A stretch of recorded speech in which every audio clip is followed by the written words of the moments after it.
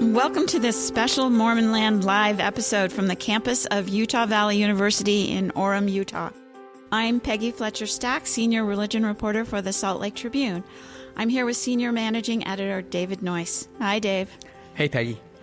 We also recognize our live audience at UVU, which is celebrating Interfaith Week. We're happy to be part of it. We will be taking questions from the audience later.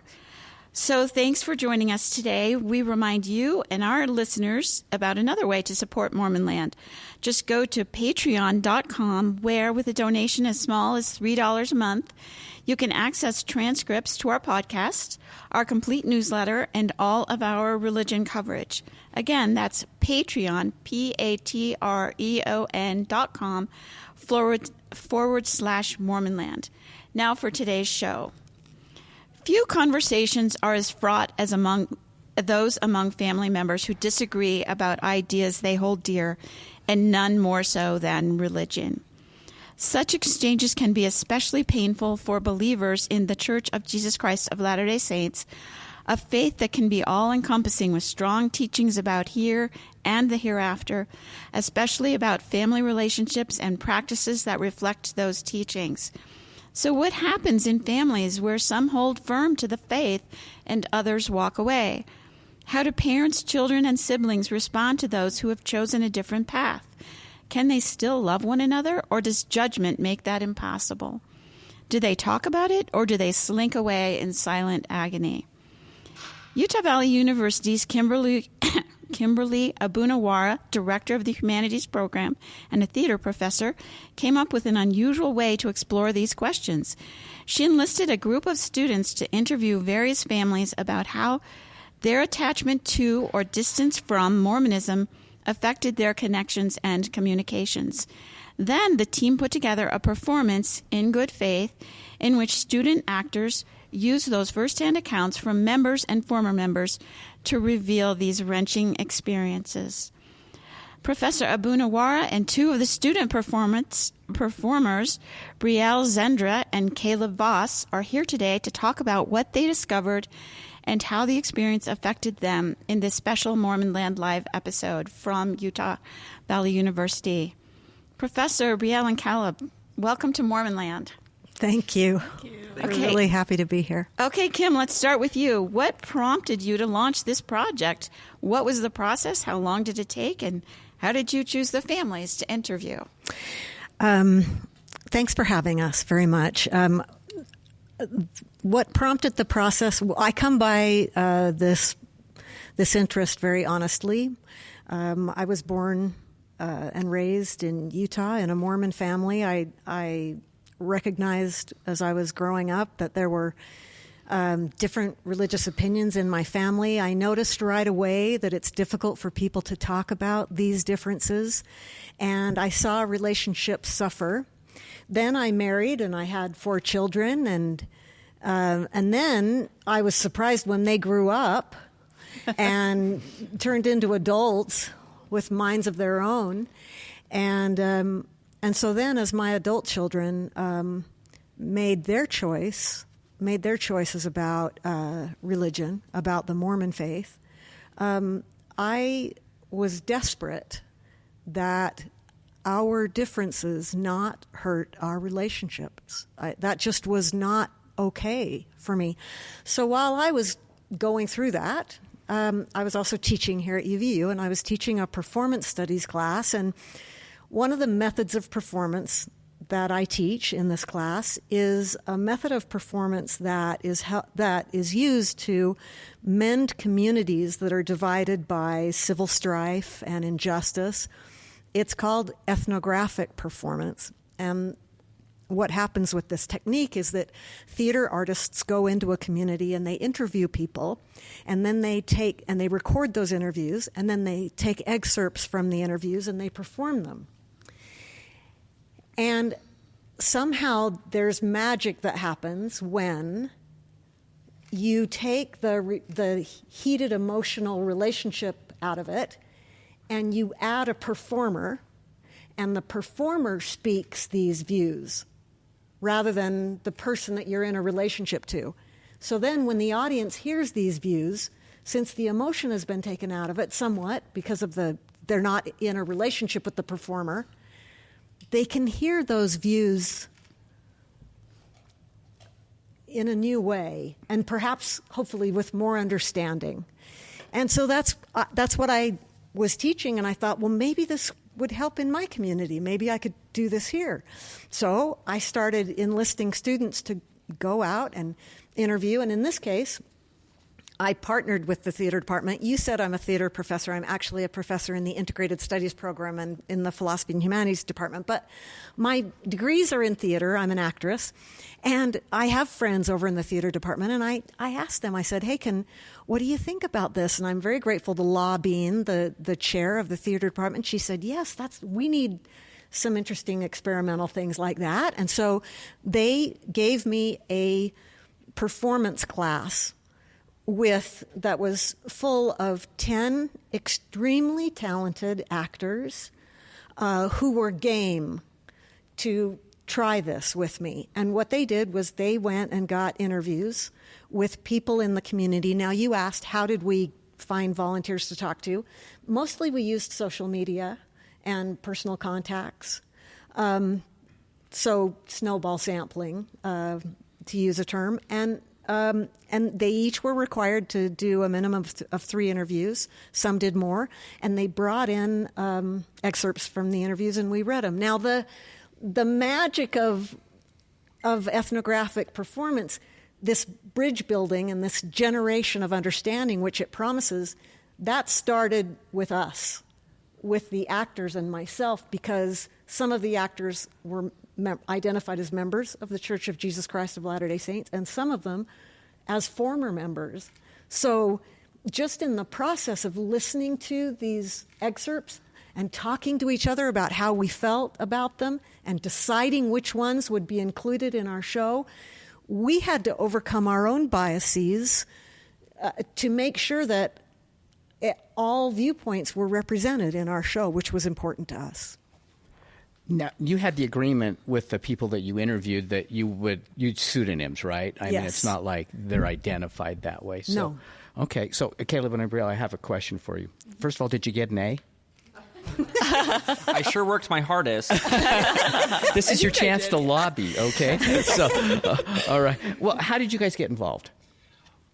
Well, I originally wasn't going to be auditioning for any shows for next semester because, like back in the fall, because I had already gotten my performance credits.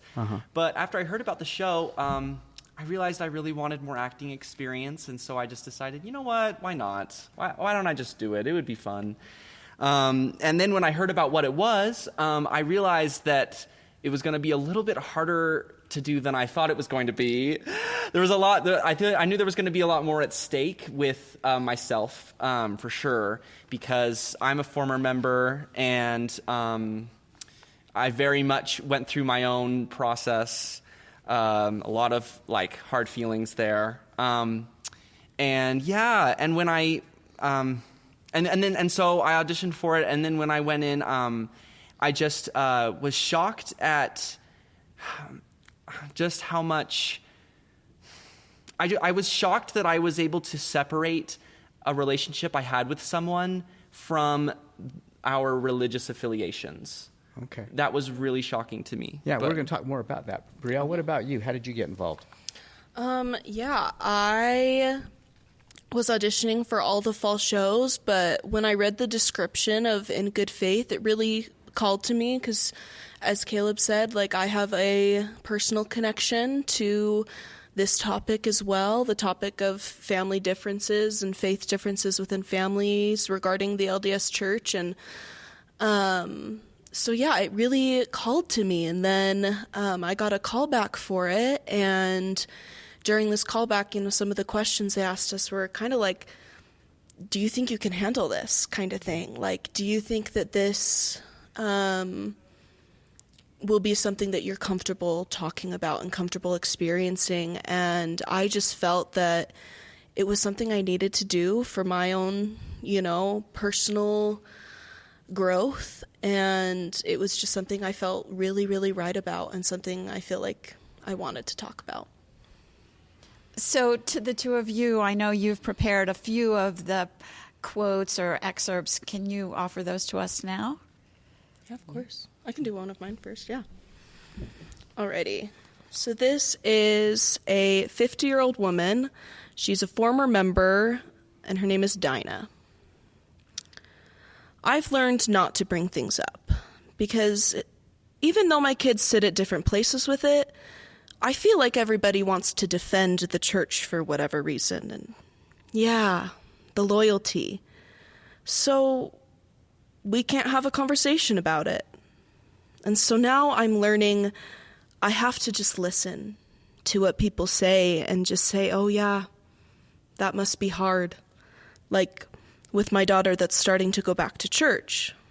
What I had to do was tell them, I love you guys. I don't love the church. I don't view the church as a healthy place, but I know Dad does. So I still want to be a part of your lives. And if that means the church is in your life, then I do want to be a part of like baby blessings, or if they're getting set apart in a calling. I do want to come and be part of that because it's a part of their life.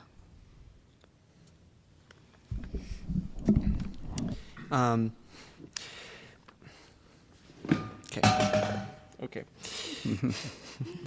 55-year-old woman, active member, Lucy. We were decorating the front porch for Halloween. She loves Halloween. It's her favorite holiday, doing pumpkins and all the things you do. We're chatting, and she made some comment about not knowing how her boyfriend was going to feel about how she doesn't want to be in the church. And I said, when you say that, do you mean that you're all the way out? And she looked at me and she goes, yeah. But she's like, I'm sorry to tell you that because it probably makes you sad. I said, well, of course it makes me a little bit sad. But what I really would like is for you to talk to me about what you do believe and what you don't believe so that I can make sure that I'm respectful and understanding of where you're at with your life. Because if I don't know that, that's just like a big giant wall between us, right? Do you have others, or Yes, we do. Go ahead. Yeah, let's do them. Perfect. Alrighty. This one is from a 53-year-old woman, former member, Tammy. My parents and my siblings have never been rude or mean to me. They've never argued about this with me. We have not had conversations about my choice to be with Hannah or Maya. One brother called me up when I first got with Hannah and said, so are you going to be part of the LGBTQ bandwagon where you go to rallies and marches and that type of stuff? And I just said no. I don't have any intention. I had a sibling email me and say, are you really happy? There was an email that they didn't realize I was a part of. They were talking about whether or not Hannah and her kids were going to come to a family party. And one comment was, well, we follow the prophet, so no. And I'm like, oh my gosh, which prophet are you following? I don't remember any prophet saying to exclude. I don't really care about the conversations. I don't need to have conversations with my siblings. I just really wanted them to say, hey, Hannah and her kids are welcome to come because we want you to come. We always want you to come. Hannah's family did that. Her family has always welcomed me and my kids to everything, and Hannah and I know 100% know they don't agree with our decision. Them accepting us to come does not change our knowledge of that. 63-year-old man, active member, Fox. I approached him at 17 years old to get his permission to be baptized. I told him that I felt really good about it, and he says, I don't agree with what you're doing, and I think it shows weakness in you. So we just agreed to disagree with each other's lifestyles, but keep our mouths shut so that we could continue to have a rapport as father and son, which was very strained because of it all. There was so much that we couldn't talk about. my father would blow up towards me for being who I was. He said, "Why are you so dependent upon this crutch of religion?" It was his way of trying to get me to think outside of the box he thought I was in. So, Kim, what did you think when all these quotes were gathered and put together? What surprised you the most? What surprised me?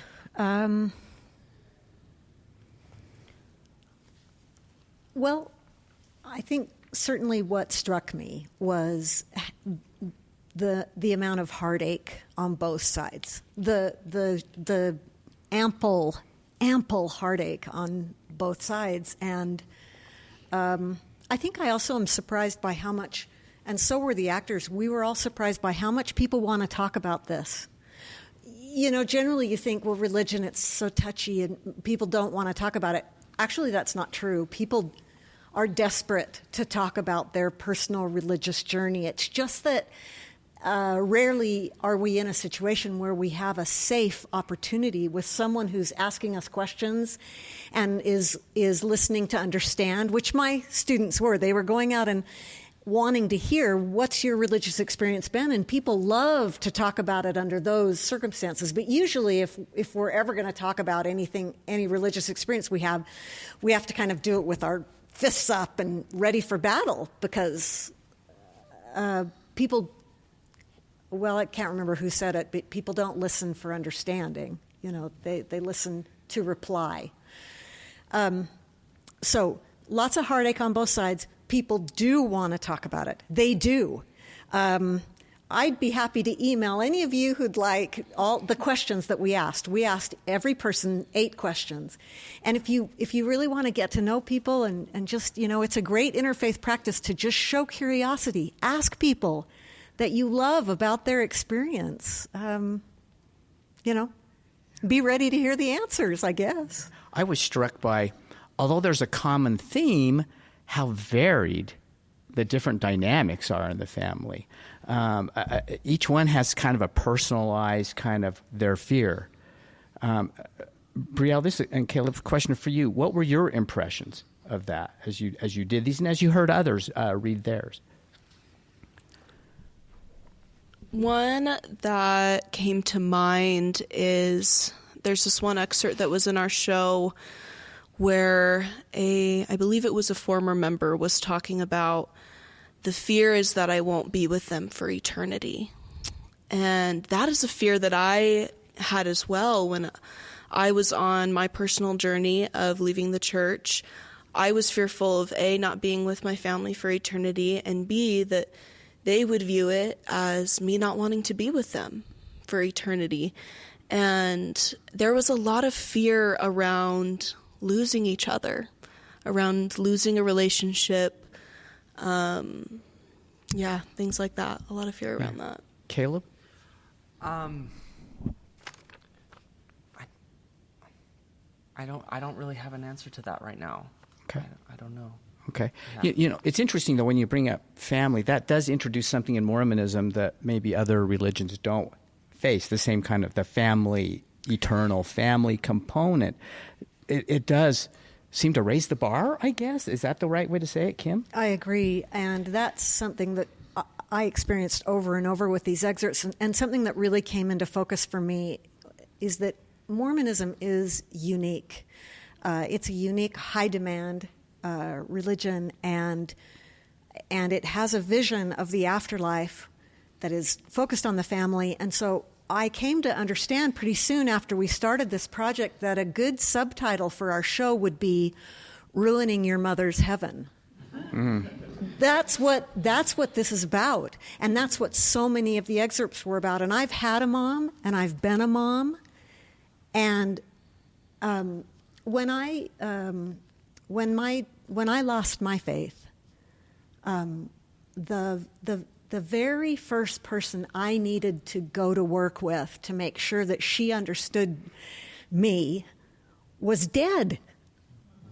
Mm. It was my grandmother. And my need to explain myself to her and protect our relationship was greater than the power of death to divide us. I started writing her and talking to her and worrying about keeping us together, and she was dead. I can't share a more potent experience to illustrate these ties that bind us, and the what it means to our mothers. What it means to our mothers. Yeah, we hear, and at least anecdotally, that there's like families that sometimes they kind of cut off communication. Did you really find any that were that way? Caleb? Go ahead. Yeah. There were quite a few where like there was a lot of like contention between the parents and children, I noticed, and because of that, like the religion wasn't talked about, and people's transitions weren't talked about, and it was really interesting because there was a lot of hurt feelings from the sides that were leaving. I saw, which showed up to like come out as either lashings or sly remarks that actually hurt the relationship more because it was hurtful towards those who were LDS. Yeah, and I think there's some that was like, and you mentioned this, Kim, Mormonism is seen as a high demand religion, of course, so it's very much a part of people's lives. And I think there were more than one that said, I don't know what we're going to talk about now. Yeah. You know what I mean? Yes. Yeah. When you talk about cutting off, let's talk about different ways that can be manifest. So you can be literally cut off where you're not speaking to each other for years, and we saw examples of that. But I think a more insidious kind of cutting off that I was on the lookout for as a mother is when my children told me that they no longer wanted to identify as Mormons, when I still identified as a Mormon. When they came to me as young adults and told me that, I realized in that moment that they were just telling me the truth. They were just being honest with me. And I could either hear what they were saying to me and receive it, or not, and they would stop talking to me. That's the way I saw it. Those were the horns of my dilemma as a mother. I could either receive it or not, and then they would just stop talking to me. So there are those kinds of time and time again in these excerpts, we hear from young adults who just don't talk. I mean, they maintain a relationship, but I want to know my children. I want to know their hearts. I don't want. Or having topics to avoid. Oh, now we can't talk about this. We have, seems like there were a lot of tiptoeing around things. Did you find that, Brielle? You're nodding. So yeah.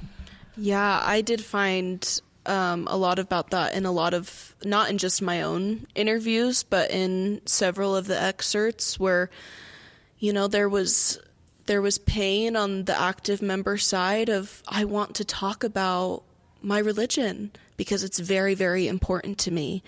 And now I feel like when I talk about it, I'm hurting my former member children and, kind of vice versa.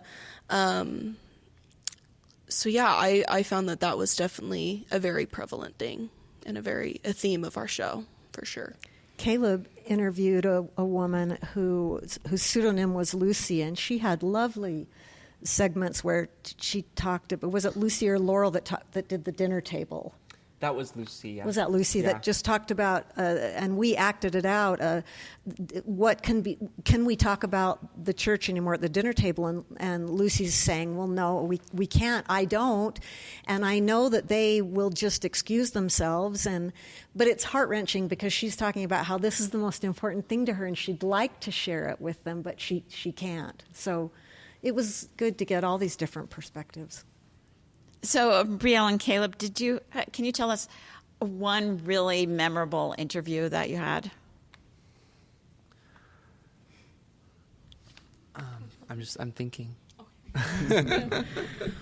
They were all so good, is the thing. Yeah, sure. Yeah. Every interview was incredibly powerful. There wasn't an interview that I was like, I don't think there's anything in there, that's going to go on our show. Every single one had beautiful stories, beautiful depictions of their experiences and how they communicate with their families. One that really stood out to me was I just read an excerpt of hers from Dinah's, and we really connected on a lot of experiences that we had in departing from the church. And so it was really powerful to be able to share that with each other and to have some, to feel some kind of comfort, like, oh, you experienced this too? I'm not alone in this. And that was really cool. And also just her love for her family, her love for her children was so potent in the way that she spoke about them. And that was something that just really, really stuck with me through the whole process. One really powerful experience I had. So I interviewed someone, the student name was Laurel, and I just really loved, because she was talking to me, and before she started talking, she apologized for what she was about to say, and then she was just telling the most beautiful things about what she loved about her religion and how she loved to talk to those who wanted to talk to her about her religious faith and what she believes in. And just like the fact that she apologized, it was so surprising to me. But I think that it makes sense, because I think that she was afraid of offending me. And I think that one of the things that I've loved from this experience is learning that, like, when we are talking to people, that we need to give people like grace to be able to say that, like, just because that they make blanket statements, it doesn't mean that it has to apply to you, and so it doesn't mean that it's Yeah. I hope that answered your question. Things aren't always said in malice. Yes. Yeah. So, this is for all of you. Doing this, whether you're out doing the interview, reading them, listening to your classmates also performing them, did it change, affect, reshape how you view this topic? Did it have any impact on you that way? Brielle, go ahead. Definitely, yes. When I started this process, I thought I was golden in terms of religious communication. I was like, me and my mom, we're doing such a great job, like, there's so many things that, like, I'm like, yeah, we've got it. And, religious discussions, with my mom, they've stayed good. They've always been good. But they've only gotten better through this process. And, with many of my family members, those conversations hadn't even started yet. And this process gave me the opportunity to start those conversations and connect with them more. And I feel like it gave me a lot of newfound respect for members of the church. When I first left, I was pretty angry, I'll be honest. I had a lot of unresolved feelings, and I had worked through a lot of those before starting in good faith, but I still had a lot of work to do, and I still do. I mean, I think we all have work to do in terms of this, but it really just helped me have a new perspective and to really love and respect members of the church. Caleb, what about you? What I learned from this experience, like what I took away from it, was just that because before when people would be talking to me about religious things, I always thought, oh, so they have an agenda. They want me to come back, or they are enrolling me into being part of this religion. But then after this experience and through this experience, I was realizing that when people are sharing religious beliefs that they have, they're really sharing something that they truly cherish. And I can actually see them it's really profound, but I can see into their hearts in it, and like I see them as fuller people because of it. And from this experience, I also really want to talk to people about religious experiences. I actually, my last weekend was General Conference, I believe, and I was calling my dad asking him if I could watch the Sunday morning session, which I haven't done in years. And he was out of town, so I wasn't able to. And so because of that, I told him, I was like, well, if you have a conference talk that you love, you should like share it with me because I'd love to hear it. But I told him, I was like, but no gay stuff. I set that boundary loud and clear. So, yeah. There wasn't a lot of gay stuff in this conference, actually. Well, that's so, really yeah. great. So.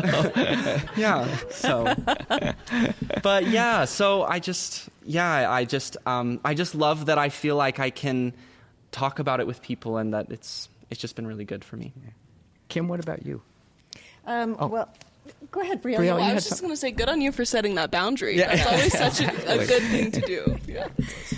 I'm disheartened at my advanced age to have become so aware of my own biases in the process. Just time and time again coming up against my own biases and needing to find.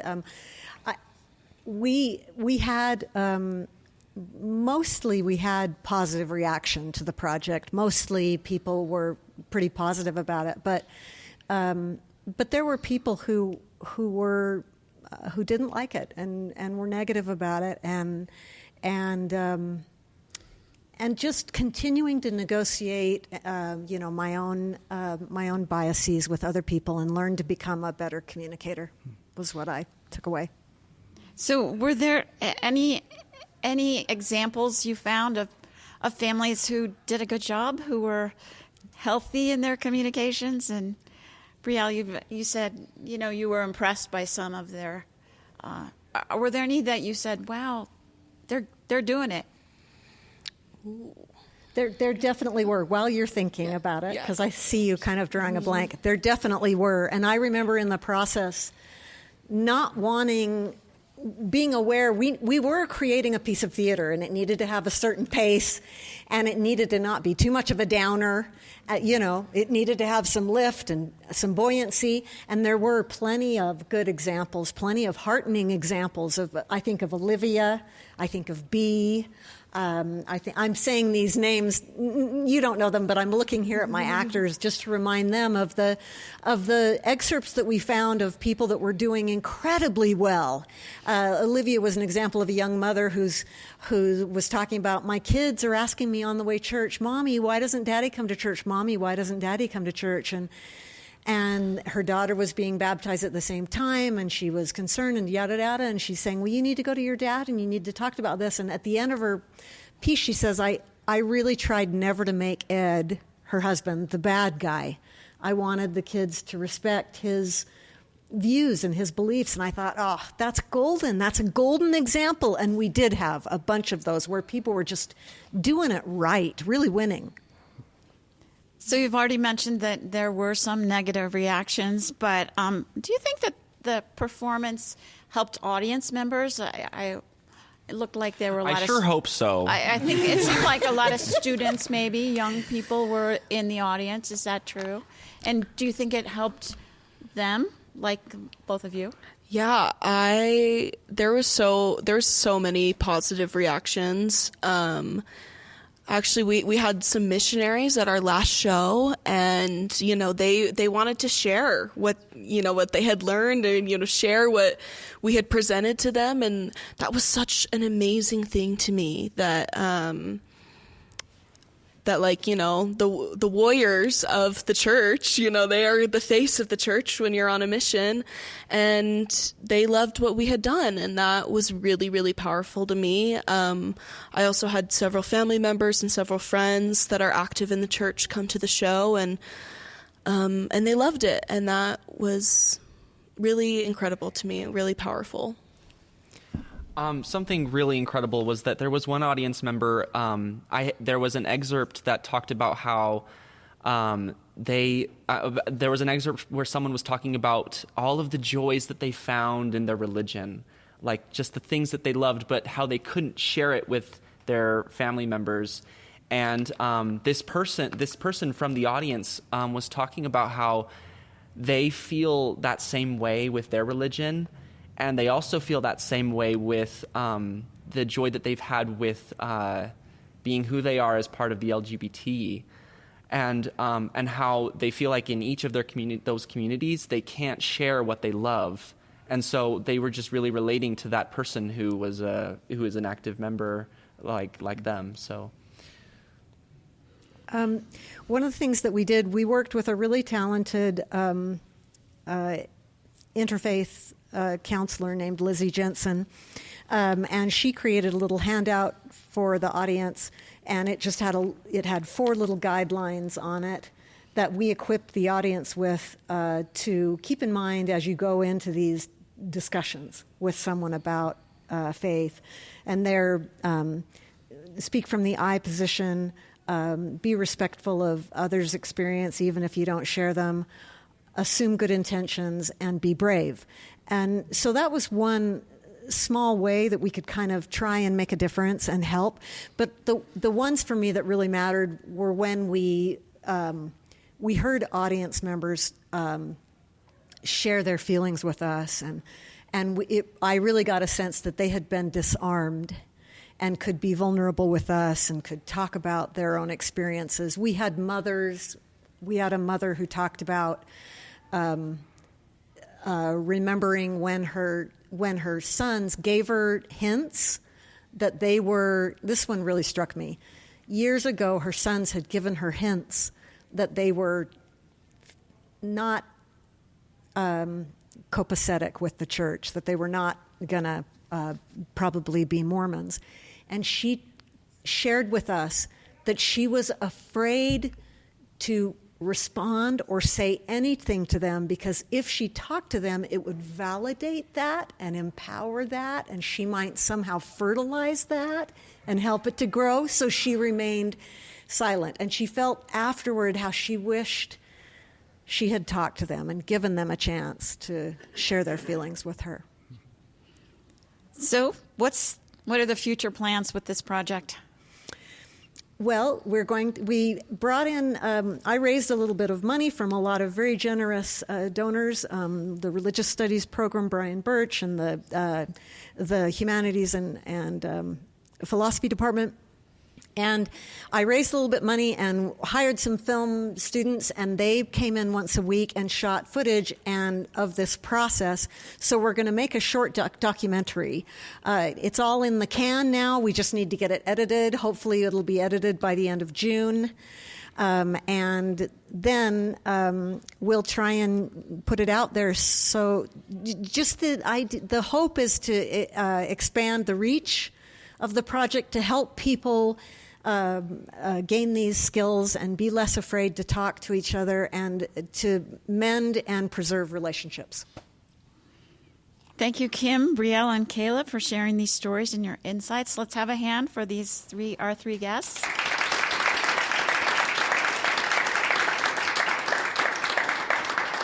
Okay, now we will take questions from the audience. Anybody have any questions? So faith can be a collective. If you're in the church, it's we believe, and there's a collective faith, and then there's an individual faith, or more of a spirituality. And I would think that if you're leaving it, or if you're apologizing and defending it, these types of interactions are going to trigger something. And you would hope that it is on the individual side, whether you're going in or going out, that it's love, which is the ultimate goal of religion in the first place. Did you experience or did you feel that the questioning of people actually enabled them to love more? Well, it's funny you ask that. One of my interviews was talking about how much they ask family members when they knew they couldn't talk about faith. They asked anything that wasn't LDS because they wanted to connect with them so badly, because they knew that couldn't be part of their relationship. And to me, it was communicating to me that they did love them, and they were trying so hard to show that. It was kind of like they were dancing around this block. It was just, yeah. I actually honestly forgot your question. Well, did the process of asking these questions enable a strong LDS with great faith to question their own personal faith? Because if you're out now, you're not one of us, bad, bad, bad, or I don't like you anymore, I'm out, and you people stink. That collectivism as opposed to individual spirituality. And so I would think that process forced people to introspectively figure out who and what they really were and what their relationship is to God and their fellow man. Yeah. Did any of that come out from the questioning process? I'll say it really quick, just one thing, and then I think that with having these interfaith relationship conversations, I think that making others question their own religion is not the best, because then it makes them feel doubtful and then insecure. And I think that just making people question their own faith, whether you're in the LDS church or whether you have left and you're figuring it out, it's people do want to be asked these questions, but and I'm sure you didn't mean it in asking in an aggressive way or anything like that. No, I just think it would introspectively make anybody think more deeply about, do I love this person who's no longer one of us, or if I'm leaving these people that raised me and love me, are we cut off now? How is that? Can I still love them even though we're different? So more of an there's the collective faith thing that everybody's part of, the identity of the collective, but there's that individual element that is where the rubber really hits the road. And did it benefit? I guess really did it make people love one another more? I think it does. I think being able to have a sameness strengthens a relationship, and I think that being open to seeing another's perspective without negating your own can make you have a stronger relationship, because you can see the other person even if you don't agree. Foster unconditional love on both sides. I think it can totally, and I think it has, and Yeah, one excerpt that I thought of with that question was they have kind of a realization in the middle of this excerpt where they're talking about their grandparents, and this person was a former member, and they were they asked me to go to church every week, and that kind of hurts. And then a little bit further into the excerpt they say, oh, well, actually, maybe it's because my grandma has dementia. Maybe she doesn't remember that I'm not as active. And so there were a couple excerpts where they had these realizations and these kind of aha moments in the middle of the interview. And that was a really, really cool thing to see. And it's something we saw in our talkbacks with our audience after the performance as well, where people were like, oh, I saw my mother in this one, or I saw myself in this one, and that gave me a new perspective on how I react to things, or how maybe this is why she reacted in this way. So I would say definitely, yeah. Yeah, that grandma one jumped out at me too when I heard that, because as an older person, I'm thinking, I can hear my kids thinking, Dad's saying the same old story again, he's just going on, and so they have a realization right then. And it's the right reason journalists ask questions, too, of people, because it forces people to think, how do I want to answer this? It does force you to think about those things, yeah. Yeah, I have a question. Would you address the issue of current social media? Sometimes I see when families get together, they talk a little, and then everybody's looking on their iPhone. Do you think that has had an impact? In other words, 50 or 60 years ago, families actually talked, and now we talk less, maybe. I definitely, maybe this is just my age speaking, but there definitely, I think, was less to do earlier, and I think definitely less stimulating things to do earlier, like without a phone. And so I think that I'm actually lost now. Well, I think that conversations. I think you're right. Conversations were things that happened more often because you couldn't just, when you were bored, you couldn't just go down to your phone. You had to find something to do, so you talk to each other. And these answers probably show our age. Yeah. But Yeah. I think that it definitely has an impact on how much people talk. And I think that people talk through social media now. And I think that is really a difficult way to go about it, because you can't hear the tone of their voice. You can't see the expressions on their face. And so if you have a religious conversation through, Facebook comments or Instagram comments, a lot of times those don't go very well, because it's really hard to fully express yourself through a little text box. So I think social media has had an impact on this for sure. Did you find any differences between how men responded or related to their transition in or out, or or challenge if their kids or parents left, versus women? Is there any distinctiveness there? Ooh, that's interesting. Did you both interview both men and women? I did. I only interviewed women, so I feel like So maybe I wouldn't. Kim, did you notice it when you reviewed the things? Did you? So I've done this project one time before. I did it back in the fall of 22 and had a series of interviews done and excerpts. And I really did at that time feel a lot of the heartache of men, of young men who it just seemed that semester there were a whole lot of excerpts that came in where I was hearing about young men who just decided to just not talk about it anymore. And it was heartbreaking. They knew that their family couldn't hear it.